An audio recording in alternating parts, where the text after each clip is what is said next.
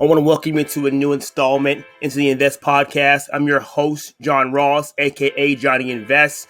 Make sure you follow me on Instagram and all things invest, and also make sure you smack that subscribe button to subscribe to Invest Universal so we can grow the Invest Nation. We're all new today. You guys, I asked you guys what color suspenders should I wear for my podcast. Busted them out for the first time on the show. You guys said blue. I went ahead and I did that. But I got a dope guest. She's awesome. I seen her online. I just like the stuff she was putting out. Her content seemed like she really had the growth mindset.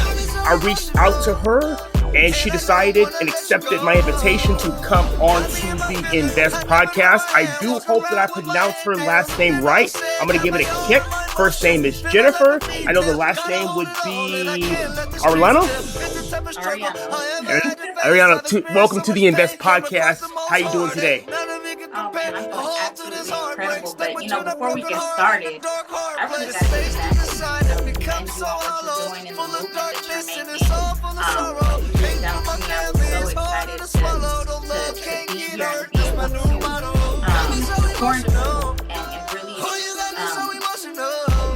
support the cause, man. Yeah, it's a big part of what the podcast is about, a big part of why I really kind of started it the whole time. I like to bring on a lot of entrepreneurships, people that are and have the growth mindset, people that have business sense, people that are really spreading the word to get people more, open-minded to maybe exploring entrepreneurship, exploring other businesses, just really that it's okay to kind of set goals and go after them. And it's okay to dream chase, if you write them down and you execute. And in the society we live in right now, it seems like, sometimes people just need to hear that motivation just to get them off the fence. So before we get into the podcast and do all this other stuff, can you tell our listeners really quickly, Jennifer, where are you from?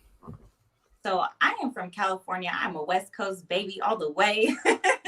I was born in Stockton. I was raised all over California. Nice. Lived in SoCal for a little bit, went to school, high school, back and forth from Stockton to Sac. So, my roots are very deep here in California and Stockton and Sacramento. Definitely. One thing I always ask people to talk about is I ask them a little bit just about their childhood, how it was growing up. Sometimes, our roots and things and our upbringing, sometimes those, have a little bit of shape and how we are later, sometimes for good, sometimes for bad. Sometimes I believe we grow up with a little bit of an adversity. I think sometimes that puts a little bit of fire in our engines.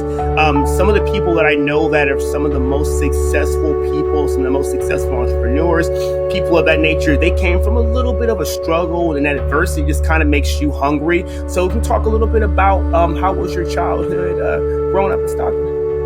Oh man, Stockton can be a little rough. 209. It was definitely rough, and I wasn't born into the ideal situation, and I'm gonna be real transparent with you. I'm gonna start from way at the beginning. Yeah, keep it 100 like that. Growing up, it was a little difficult. I have nine brothers and sisters, and we all lived in the same home. So, Wow. For us, spaghetti was a luxury dinner. For sure. That's a lot of mouths to feed. Oh yeah, and with that comes its challenges for the parents, and as parents, they don't have a handbook, and so my parents did the best that they could with what they knew, and they didn't know a whole lot.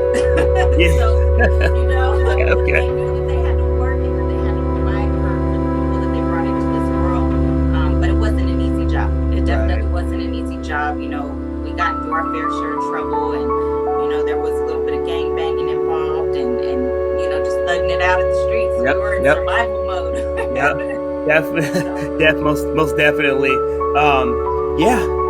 but you came out, you made it out, and I'm pretty sure some of those stories, some of those trials and tribulations have definitely played a role in your life now, your push, your drive, your hunger, things of that nature. So I want to ask you, when did you really start to kind of, I want to say, maybe you've always been on it, but when did you really start to, I'd say, embark on like this whole, like, more like betterment mission? When did you decide, like, hey, I want to kind of be different? Because you could just say, hey, my set of circumstances, I grew up here, 9 brothers and sisters, struggle, involve gangs around me, all this stuff. So you could have easily been, drugs and all this stuff. You would have every excuse to do that based on your circumstance. And some people do become kind of statistics of their circumstance. But when did you decide that you wanted different for your life and kind of set an example for others? So, um, you know, as a kid, I kind of I was on my own since I was about 15 years old. Got Okay. pregnant early, had my first baby at 17, and I struggled, and I continued the cycle that my parents, had taught me. And about 5 years ago, I was having a disagreement with with my ex, and he said something, and it really just struck a chord in me. And he said, we're from the hood. Like, this is where we're from. This is all we're gonna have. Because we would have disagreements because I would push him to be better, and I at the same time pushing myself, and it always ended up in an argument. And I was like, you know what, I can't do this anymore. Like, I knew that I wanted more out of life, and I knew that in order for me to grow, I had to let go of everything that I had been holding on to. So about 5 years ago, I left my ex. I left the house. I left almost everything in it. Get the fuck out of And, there. I took my kids and we left. And I just really was intentional about my growth. Like, I dove into books, Rich Dad, Poor Dad, Limitless, the author Jim Quick, and just listening to different people, Les Brown, Jim Rohn. I mean, just really, Nice. really got into it and started my journey on with entrepreneurship. And even more so was guided, found a mentor, and it's just been amazing ever since. Just absolutely incredible. I love it. I remember when you told, I think we spoke, I think it was last week, and you had just kind of had told me that story. And we're from the ghetto, and we ain't never gonna be nothing. We ain't gonna be shit. If you would have listened to that, you would have stayed in that box. And unfortunately, or maybe fortunately, there's gonna be someone that might listen to this show that grew up in the ghetto, is in the ghetto, but they want to change their set of circumstances, and you can let them know that you definitely can change your set of circumstances. I'm a firm believer that if you're with somebody, you're around somebody, whether that be a set of friends, whether that be a boyfriend, a husband, or a wife, and you're trying to go up and you want to elevate, you're going to have to make, and that person seems to not want to go to that next level with you. I hate to say it, but you're going to have to make some tough decisions about your life and your goals. Either you're going to cut the goals out, or you're going to have to leave that situation and continue to grow, because you can't have that negativity, because that'll get into your head. And there's going to be days when, like, we all have days when we're not at our best. We're not at 100% physically and mentally. We're just not there. And then having that negativity around you on days like that, that will definitely bring you down. So, ladies and gentlemen, invest in healthy relationships and in healthy environments. Would you say, again, so you definitely would say, we talked about this last week, sometimes you are as good or as bad as a company you keep, friends and people you keep around you. Would you say that, Jennifer? Absolutely. I think, like they say, your network is your net worth. Like So that. I always try to keep people around me that are better than me, who are more successful than me, who are on the same path as me, but who have been in it longer, people who I can learn from, and vice versa. And if there's anybody who's around me that's not at my level or above, I'm working to bring them up at the same time that I'm going up, because that's how it should be. Yeah. I'm a big believer in, like, some people get, I guess, feel a certain kind of way, or they feel intimidated or something like that by someone that's around them. that has more or is more successful. For me, I know you said it. I'm the same way, to where, like, if I'm not around people that are doing better, striving to do better, those types of things, those types of people I can learn from, and they can motivate me. Because I know this, that if you want to continue to elevate, you want to continue to get to the next level, you want to become successful in business, you want to become, a millionaire or maybe even beyond, you most likely aren't going to be able to do that just with the current knowledge base, the current skill sets, and the current situation that you're in right now. You're going to have to continue to become better versions of yourself all the time. And you're going to have to get around people that are at that level to kind of show you, somewhat of the way of what it takes to get there, because it's a lot of work. It takes a lot of drive, a lot of knowledge, a lot of education. It takes trial and error, but Yes. it definitely takes being around people that are near or at the level that you want to get to, because how are you, going to get to that level if, unfortunately, you're hanging around 5 or 6 people and everybody's broke? Right, exactly. And you kind of hit it on the head with the nail when you said people are intimidated. And I can remember that, I felt like I didn't deserve to be in the same rooms as those types of people. And then, once I started my journey with entrepreneurship, I was kind of pushed into that situation. And so, after meeting these people, these successful entrepreneurs and business owners and investors and things like that, I found that they're just like me and you. They're just like me and you. And because they've had more, they give more.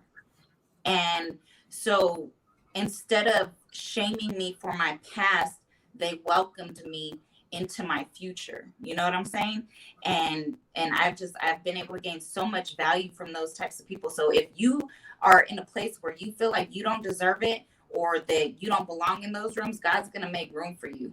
Most definitely. So just keep doing what you're doing, keep striving, keep pushing forward, and get uncomfortable. Get uncomfortable. The longer you stay comfortable, the more you are going to stay stagnant.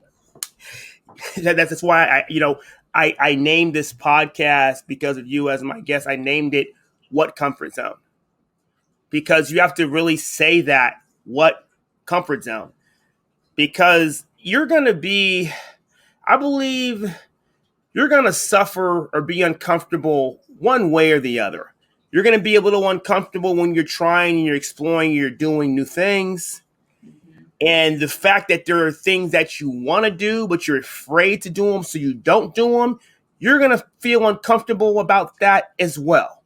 So I feel like, you're going to have to say, what comfort zone, fuck that comfort zone, jump out of that comfort zone, jump into the pool. Like, I'll be real with you, sometimes, like, I know sometimes I've done things for the first time, and the first time I've done them, first time I've been out there, I'm like, hey, I'm a little nervous, but we're doing this shit. Like, there's no, like, turning back. We're not, like, when I launched my brand, when I launched my Yeah. podcast, I was doing vendor events and things of that nature. I want to be going out and doing events at the parks and stuff, promote my boot camps. Like, I'm out there, like, I'm newer to that sector, but the more and more I do it, I become better at it, become more comfortable at it, and then I go ahead, I spread out, and I do more. Yeah. People are just too goddamn comfortable sometimes with just being average and not really going for stuff. Would you say? Oh yeah, absolutely. And I think it's a lot of times people just have the feeling, I don't know where to start. And they're afraid of failure. But the thing is, and I learned this from John C. Maxwell, is that you Okay. cannot separate failure and success because they go hand in hand. Right. Without failure, there is no success. No success. So you got to keep failing forward. I started doing podcasts probably about a year ago, and I was so scared. I mentioned this to you too. I Yeah. started doing podcasts because I've always had a fear of speaking in public and speaking in front of people. And I knew that with what I was doing and where my path was taking me, I really had to get over that fear. And so, you know, it's a part of the process. You're going to fail and you're going to succeed. Just keep failing forward. Don't let it stop you. Don't let it hold you back. Keep being uncomfortable. The more uncomfortable you are, the more you're going to learn and the better off you'll be. What is it? Who said it? I don't remember who said it, but I think it was Jim Rohn. If you do what's easy, your life will be hard. If you do what's hard, your life will be easy. Yeah, yeah, that was Jim Rome. Yeah, Yeah. so my thing I notice is just people, they want a guaranteed thing. They're afraid to fail. Like I told people, I've been in business now over a year now. There's been some things that I've done in my business that went well, went good. There's some things I did. I'm like, I'm gonna dial that back. I'm gonna focus on this. That didn't quite work out. I mean, you're gonna have failures. I don't take them as like a failure. Ha ha ha. You failed. You suck. Learn from it. Grow from it. Come back. Be better. Get back at it. I tell people this. Like for me, I'm not a guy that buys lottery tickets. So on one of my posts with my guaranteed interest hoodie, I'm not knocking people to play the lottery. I'm not knocking anybody, but I said, "Fuck the lottery. Bet on you." I Yes. feel like I'm at the store and I see a gang of people, buying and spending money on lottery tickets, with that fire in their eyes that maybe I would win. That's your shot. I'm telling you, you have a better shot of investing in yourself and betting on yourself to make it than you do actually hitting the lottery. So on to the next question. I know that you're in entrepreneurship. You do a lot of different things. I've seen cosmetics. I've seen some real estate stuff. I know there's some other like things with like some stocks and stuff like that. So what are just a few of the things that you're doing in business right now? I look at you like a serial entrepreneur. Seems like you have a couple things going, a couple of different in lanes. I feel that's very important in the day we live in right now, 2022, and things are just really uncertain. We just live in different times. Yeah, absolutely. I mean, when I left my relationship, I was so scared because, to be a single mom in California and Yeah, to be able to live, you know, comfortably, you got to make a lot of money. do. And so I knew that an hourly job wasn't going to cut it for me. See, I graduated high school. I didn't graduate college. I don't have any degrees. And so I know that moving forward, I have to depend on my brain. And Right. so that's where I invest the most. And um, oh man, I lost my train of thought with that. That's it unfortunate. happens. It happens. It happens. It happens. But yeah, we're just talking about really about the importance now of things being different. How back in the day, even like 10 years ago, 8 years ago, an hourly job, it could be one person working 12 years ago, and you could have just a regular kind of a decent job. You could pay the bills, the rent, or the mortgage, buy groceries. You can take the kids out, the family out to eat on Saturdays. All of those different things. Those things, especially in California and a lot of different states, things have really changed to where like I was talking to a buddy of mine. I said for a lot of people, man, their jobs, they're trying to chase it. And just the regular wages at a lot of these jobs, even decent jobs paying up in the 20s and stuff like that an hour, are just, you're not able to catch it without having to work the overtime. And then what if the overtime is not there? You're depending on a check, and then you're getting stressed out just because you're fighting something that is inevitable. Right. Eventually, just a regular, average, decent paying job is not gonna be able to catch this monster of inflation that I don't think is Yeah. going anywhere anytime soon. So, what's the importance about working on multiple income lanes? Can you break that down for us really quick? So that's really it. You've got to be able to have more than one stream of income because, if you're only getting your monthly salary, you only have that one income. That means that somebody is providing your lifeline, and whenever they want, they can take that away. And then where does Yeah. that leave you? Where does that leave your family? Right? And so, I started doing all these different things, and can I be transparent with you? Yes. So I was partnered in a construction company, and I think you've seen that too. Yeah. And we recently shut that down in February. Oh. And I was like, oh my gosh, like what am I gonna do? That Yeah. was my main source of income. And I haven't been working since. And I just bought a house. My mortgage is $2,700 a month. And I have 3 kids plus other bills. And so, I'm not saying that for people to feel sorry for me. I'm saying that so that people will get the picture. You can't just have one source of income, because if that was my only source of income, where would I be? Done.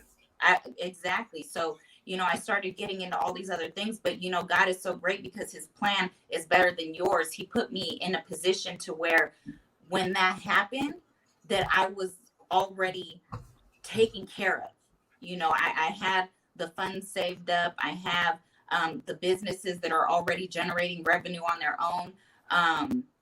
So that's why it's so important. You've got to be prepared for everything and anything. And not only that, but you want to set your family up for generational wealth. This isn't just about you, your kids, your family. You have to be different from everybody else in order to make that difference. It's usually going to be one person in your entire family who has that different type of mindset. So make sure it's you. Put everybody else on. It's so important. Like you said, especially this day and age, it's insane. You have married couples who have to work full-time jobs just so that they can sustain the household, you know? And it wasn't like that back in the 50s. You had a bunch of housewives because the man can go out and work and make more than enough to provide for the family. It's not like that anymore. So that's why it's Yeah. so important to really have more than one stream of income, and especially one that's going to be recession proof too. Yeah, for that love it. You came out and you said it best. And I don't want to get into it too much, but during the holidays, a company I worked for had laid off about 25 people during the holidays. And at that time, I already had businesses and other things going, side things going, and things of that nature. Kind of was preparing just in case that were to happen to me, but it didn't. But it's still like a wake up call that, hey, this one thing, it won't be there. I worked at a place many, many years ago. I worked at the Campbell Soup Company on Franklin Boulevard. They let go about 700 and something people. And I said, never again will I fully 100% depend on one job to be able to be pretty much my pipeline and my lifeline. So before I let you go, Jennifer, let's talk really quickly about just the importance of people dream chasing, that it's okay to go for it. Because like to me, like we just live in a society where people are just, a lot of hate, a lot of envy. People tell you just put your head down, shut up, and just go to work. I mean, what's the importance of dream chase? Now, I feel like people live life unhappy. Some people go through life depressed. Some people go to work every single day for like 30 or 40 years just doing something that they fucking absolutely hate. I think that's fucking insanity. Like, I know, like, hey, we got to make ends meet. We got to take care of the family. We got to take care of the kids. But you can't mean to tell me that within that 30 to 40 years, you couldn't fucking find something that you enjoy doing? You couldn't figure out something in that amount of time? Let's just talk really quick before I let you go about the importance of dream chasing and that it's okay to dream chase. Absolutely. Um, you know, every single one of us is gifted.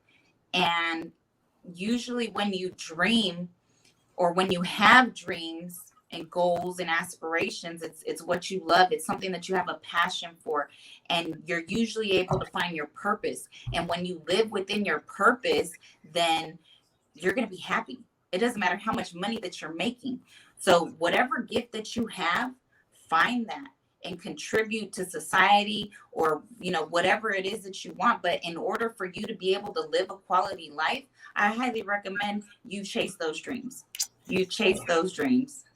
Hell yeah. I got a buddy of mine. My buddy Al had on my podcast a while back, Man a Mission. He actually sent me out a shirt. On the back of his shirt, it has a slogan on it that I love. I don't have that shirt in front of me right now. It says, "Position is part time, but purpose is full time." And Yes. I love that. So, Jennifer, it was awesome having you on the show. We have to get you back on the show again sometime. Can you shout out your social media outlets for my people on Invest Universal can definitely follow you and consume some of that really awesome content that you be putting out? Yeah, absolutely. So my IG handle is the real J Arellano. That's spelled J-A-R-E-L-L-A-N-O. I also have an IG for my Mary Kay business. I'm in health and cosmetics and things like that. So Yeah. J Arellano MK. That's my other Instagram, and then my Facebook, Jennifer Arellano. So, and from there you'll find all my other information and ways to contact me. So there it is. What Purpose, Jennifer Arellano on the Invest podcast. It's been awesome. We'll have to do it again sometime. Keep grinding, keep what you're doing, keep motivating, keep inspiring. We'll talk soon. Enjoy the rest of your evening. Thank you so much. Peace. Thank you. All right.